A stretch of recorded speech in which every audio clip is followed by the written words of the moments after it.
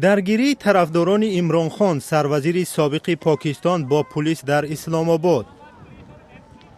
بازداشت سروزیر سابق خشم طرفدارانش را برانگیخت و آنها به خیابانها ریختند. عمران خان که هنگام حضورش در دادگاه عالی بازداشت شد به فساد اداری و غیر قانونی فروختن تحفه‌های دولتی متهم شده است.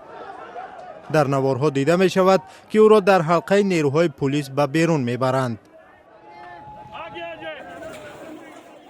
اعتراض آلوده به خشونت سراسر پاکستان را فرا گرفته است و چند نفر کشته و زخمی شده است.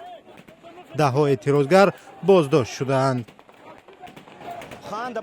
کارم را گذاشته به اینجا آمدم، هرچند یگانه نانآور در خانه هستم. ما می توانیم هر بنای دولتی را محاصره کنیم و برای این آماده هستیم. 100 نفر را می پرانند، 300 یا 1000 نفر را هیچ اهمیت ندارد. چقدر اعضای حزب ما را می کشند، ما از راهمان نمی گردیم.